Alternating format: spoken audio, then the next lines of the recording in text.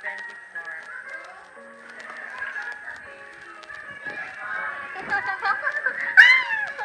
guys, I'm back after a few months and this video will be a lot different than my usual ones. As you guys have seen the title, yes, I failed the May 2024 Sipale. And this video is about my review journey. So I took a lot of clips here and there up until the board exam in hopes of receiving a favorable result, but then life happened. And I'm just one of the many people who were humbled by accountancy. Like some of you guys, I was an overachiever since elementary. This failure was really a slap-sucking face. In all honesty, I'm really ashamed. Can't help but think of what others might say, might think na bakit wala ang pangalan ko sa list. Diba bright man yan siya, bakit wala siya? Akala ko bright yan siya, akala ko ganito ganyan. And as much as I don't want to think about it, maisip ko talaga siya. But I still pushed myself to post these videos to inspire others and to comfort them with the fact that they are not alone. You are not alone. I had a lot of realizations like dapat nag-undergrad review na lang ako, dapat nag-review na lang ako immediately after graduation. I also realized na very big factor pala talaga ang foundation. I had a weak foundation kasi product ako ng online class. Naging complacent ako, i-prioritize ko ang sayaw, ang mga contests ko. At some point, I thought to myself, maybe I'm really not that smart. Ayun, baka talaga kasi accountancy man good, grabe talaga ang analysis and I'm bad at analysis. Mas magaling ako sa memorization. Sipale has 6 subjects, I know, karami, and it's a 3-day board exam. In order to pass, you have to have no grades below 65% and a cumulative average of 75% and above. I just knew the results earlier today and sayang talaga. But sabi ni Kuya Zeke, mataas na daw siya as a first taker na product ng online class. Nahirapan talaga ako kasi 90% ng topics out of those 6 subjects is first view ko talaga. First time ko na kita, narinig. This is my first failure in life and it sucks, but I think I accepted it already. After I knew the results, I asked God for peace and acceptance in my heart and He gave it to me. On June 1 as well, the day the results were out, we received the worst news ever. The pain that I felt because of the Sipale was overpowered because someone in my family passed away later that afternoon. To sum it all up, I had 0 regrets na nag-take ako this May 2024. Kahit I'm not 100% ready, and yes, although na-finish ko ang coverage, I'm still not ready, 100% ready talaga nung nag-take ako. 3rd day subjects, after nun, nagtawag agad ako kay mama, tapos nag-iiyak kasi parang halos 10 items lang ang sure ko. If I were to rely sa aking sarili, if makapasa, hindi talaga. So, parang gisurrender ko na talaga lahat kay Lord. So, kaya yun, parang may hope good ako na baka pala, makapasa pa ako. Pero wala man pa rin. Ang ginaisip ko na lang, at least the next time na mag-take, if ever, at least may knowledge na ako. Alam ko na how the board exam works, if you know what I mean. And ito muna yung mga time na ilik yung mga wounds natin. I don't know when ako mag-take ulit. I just know na I will still continue entrusting my life to the Lord. I hope some of you might find this video inspiring and be comforted with the fact na you are not alone. Keep moving forward. Bye. Hey guys, hey self. Today is February 13 and almost after a month, nakauwi na talaga ako dito sa Jensen. Tapos na ang pre-boards and you survived but barely kasi mahirap pala talaga ang questions and I need to change my study habits. Dapat mag-practice ka talaga na mag-answer ng questions and problems. Next time you're watching this, I hope you're better. Hey self, currently 4 p.m. March 1 and malapit ng board exam. Tambok na jud ko. Currently studying sa kwarto. I love it here. I miss it here and wala ko na miss in Davao. Yeah, and I'm just using this temporary desk kasi ayun nga, nasa Davao baya ang aking desk, diba? Right now, I'm thinking of not going to the live lecture na face-to-face.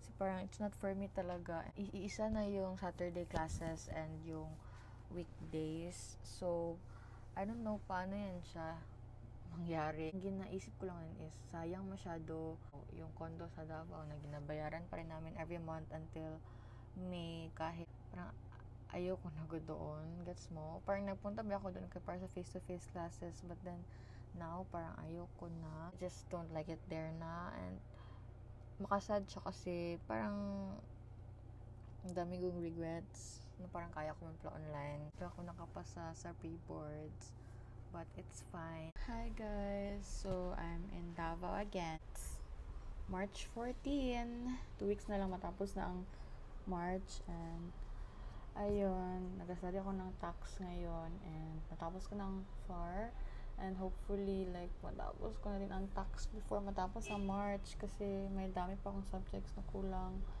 You can do this, okay? Hi self! So today is April 25. Pagkatapos ng first pre-board, kabilis na lang talaga, like di ko ma-imagine na 1 month na lang naiwan, and at the same time parang di pa ako ready. Parang feel ko wala pa ako may ma-remember, but at the same time parang may ma-remember man pa rin siguro ako. Like overwhelmed na ako ngayon kasi sa kadami ng topics. Natapos ko na siya except sa FAR, parang wala ko natapos sa cost accounting, pati yung mga insurance something, but other than that na-cover ko siya. So ngayon mastery ako and recall and nag-answer ng mga assessments, and overwhelming talaga siya to the point na tulala na lang ako kasi hindi ko alam asan mag-start. Gasali ako, tapos mawala ako ng gana, tapos mag-iyak ako, tapos after 3 minutes mag-study na naman ako, tapos kapag kapoy na maiyak na naman ako. As in, like, grabe talaga ito na journey, and it's not easy, June. Like, as much as I want to like enjoy the journey or the review period, I don't like it, Jude. As in, like, I have a lot to say, Jude, about this review journey, and I will talk about this feel ko in my next vlog. Kaya I want to share my experience. Just continue to pray and trust to Him everything, kasi siya lang talaga ang makatulong sa iyo. Si Lord lang talaga makatulong sa atin. So this is my Bible, birthday gift ni mama ng debut ko. So amazing masyado kasi kunyari mag-open ako. So the first page na makita ko, kasi kung naka-highlight mo yung iba dyan na parang maganda na verse for me. And yung first pala na open ko, parang applicable good talaga siya sa kung ano na feel ko. Tapos parang I think that's one way of God communicating to me na He is listening. 37 days left until the board exam and 1 week left until sa final pre-board. Almost 8 months na naga-review. Parang wala pa rin ako naka-gitna. So nang kumuma na dyan niya kay draining dyan siya na parang 24/7 wala nag-off ang brain mo. And big factor to ka kasi na pangit ang foundation. So tawat ginawa ko na yung planchahanan, good. Ito, planchahanan. Ginawa ko na siyang study table. Actually, na-miss nga taga din mag-vlog. So, the last time nag-vlog ako, nakagain ako na siguro ng mga 2 to 3 kilos. So, kalaki ko na ngayon, as in 35 days left. Hi guys! Nagkabalik na ako ng Jensen and nag-pre-boards, diba? Very exhausting na experience kasi wala akong sleep talaga. Those past 3 days na nasa Davao ako, as in, nakulban na ako kasi less than a month na lang. But let's go! 23 days left. Hey guys! Today is May 6 and 20 days left, and I'm just reading the Bible. 13 days left na lang. Nakulban na ako. Kasi alam ko na hindi pa ako prepared masyado. Gusto ko lang talaga maging CPA na. Hi guys, so bago lang na-release yung room assignments and sa UM na ako. So malapit na pa talaga, 30 days na lang kayo.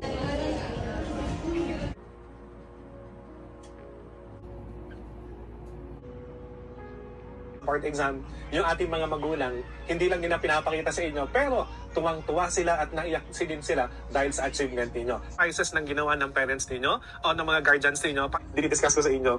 Ayan, class, Coke Zero na lang. Kunin nyo na itong Coke Zero ko, virtual. Sa inyo na to. Ayan. Sige nga, class. 8 days left na lang and I'm just documenting what I feel right now. Ayan, haggard na taga ako and I don't, if magtingin ako like ngayon sa camera or like sa salamin, like parang hindi ko nakilala ang sarili ko. And in a few days, magbalik na ako ng Davao. I'm so happy na ihatid ako nila ng parents ko ay ng family ko. Ihatid ako sa Davao para mas less stressful lang ang pabalik ko ng Davao and di ako mahirapan magdala ng ibang gamit ko, reviewers, mga material. Na less stressful itong review dahil sa family ko and I'm really thankful and grateful and I feel really blessed sa kanila na wala talaga ako nakarinig. Oh my gosh, wala talaga ako nakarinig ng ng reklamo, na wala na ako nag-help dito sa chores or kahit sa bayarin kasi almost 3 months na ako dito sa Jensen pero ginabayaran pa rin namin ang rent sa Davao kasi mas stress ako doon sa Davao. And wala akong reklamo na narinig. And sila ko supportive this review season and hands down jud kayo. Like, I'm just in awe kung saan ako supportive and parang minsan makaiyak na ako minsan and oh my gosh, makailak na lang ko sa hay na just yung kalit-kalit lang good na may time na nag-drive ako tapos sabay ko si mama tapos mag-usap kami about review and makaiyak lang ako and wala kasi magsabi siya na i-pray lang talaga, nag-pray daw talaga siya like every time kahit nag-work siya, kapag ma-remember niya mag-pray siya, ganyan. So I know na yung mga prayers nila kay very helpful talaga and powerful talaga din yung prayers nila.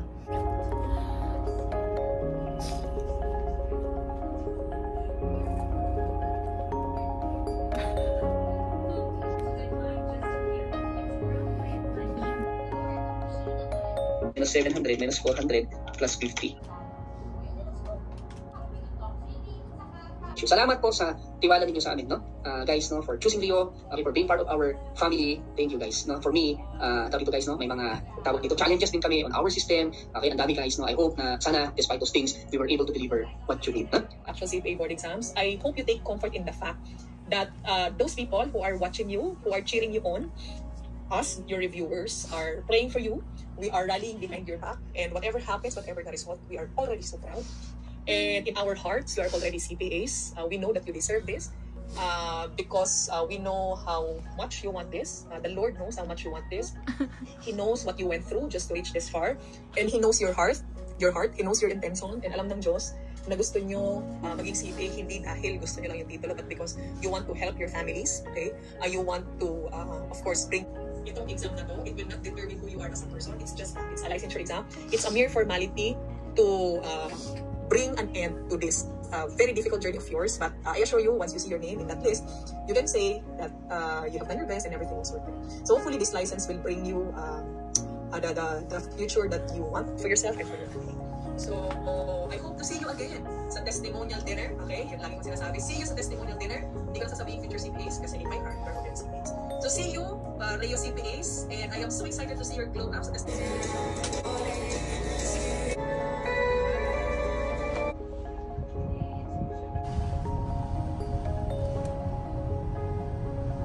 Tago na ang best na kung bahala na ko eh. Kita mo na si Minyo nila doon, nagtigam ito siguro.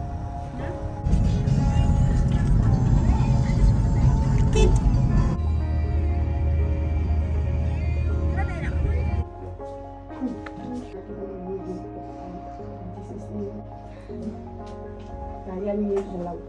Kaya nga natin. Ihilak na ang hilak. Then,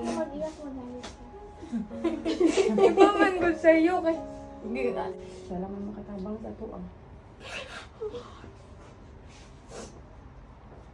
Hindi ka na mag-worry kayo. Kaya para dili mo mag-ano. O, ingatan yung health mo, ha?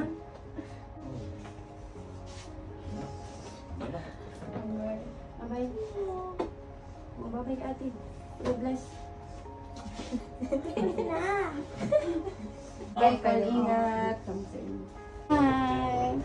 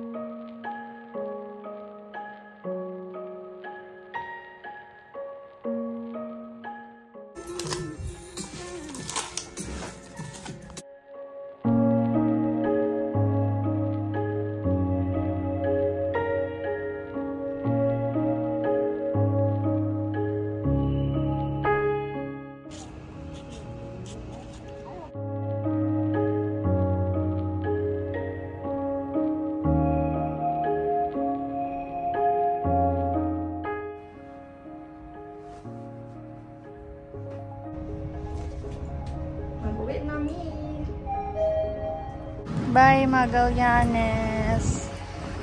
Bye-bye.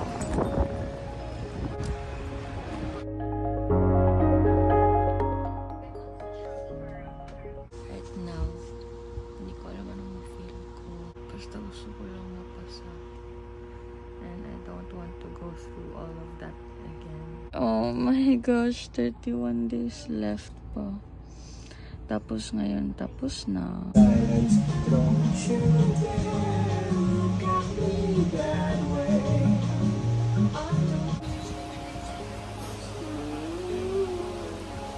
Feel ko mamaya na talaga. Mamaya na talaga. Suspected they could buy all the way down for it, but the weaker weaponry very much is expecting.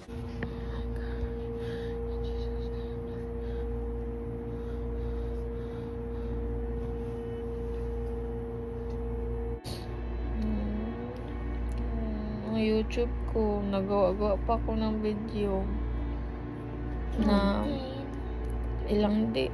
Oh! Ang ano? Ano daw?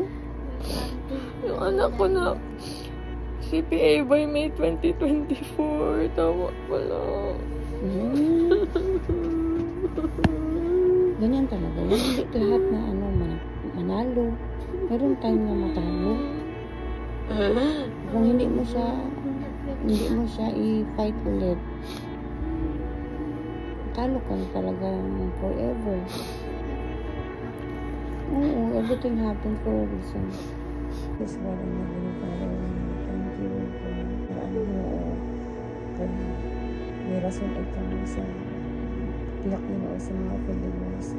Matuto kami ginoon na try and try ginoon. Kaya ito na yung wait. Kaya may time ginoon para sa kaya atin ito. Kung hindi magkaroon ginoon, kabalo ako sa time mo para na sa iya ihatag ko. Salamat mo sa experience mo. Mga dawat naman ginoon. May kalipay. Hindi ka naman nabutang mo. Gusto naman maangkong naman. But Lord, ibigyan namin sa imo ulit kanan para isunod ginoon na panahon na mag-take siya ulit ginoon para kami ginoon o ihatagin mo sa inyo ginoo wala kami ginoon na lain sa buot wala siya nakapasang hindi na-accept naman ang tanan ng mga plano niyo sa akin kung ano man ginoon ang mga plano yari kami remind her back to support her sa tanan ng mga plano sa akin Lord, thank you once again sa kaalam ng yatang sa laksang failures mo na yan kasi nanakan dyan po naman ito. Lord, mga prayer, with this precious God, sing I pray. Amen. Ganyan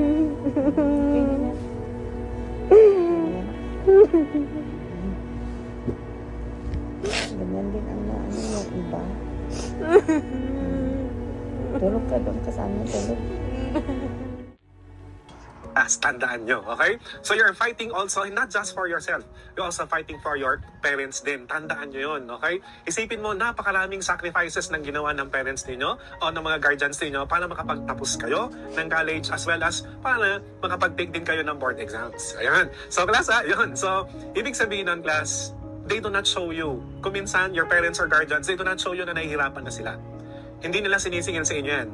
But the thing is, lahat yun na pinagpaguran nila sa inyo is it will be, masusuklian mo na siya pag naging CPA ka na. Tandaan nyo yan, class. Napaka-importante nun, okay? So, if you do not want this for yourself, please do it for your parents or your guardian. Actual CPA board exams, I hope you take comfort in the fact that those people who are watching you, who are cheering you on, us, your reviewers, are praying for you. We are rallying behind your back, and whatever happens, whatever the result, we are already so proud. And in our hearts, you are already CPAs. We know that you deserve this because we know how much you want this. The Lord knows how much you want this. He knows what you went through just to reach this far. And He knows your heart.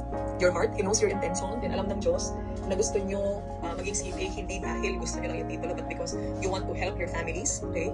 You want to, of course, bring pride to your family. And those are noble intentions. And I am sure will be rewarded in God's perfect time. Tandaan nyo na itong exam na to, it will not determine who you are as a person. It's a licensure exam. It's a mere formality to bring an end to this very difficult journey of yours. But I assure you, once you see your name in that list, you can say that you have done your best and everything was worth it. So hopefully this license will bring you the future that you want for yourself and for your family.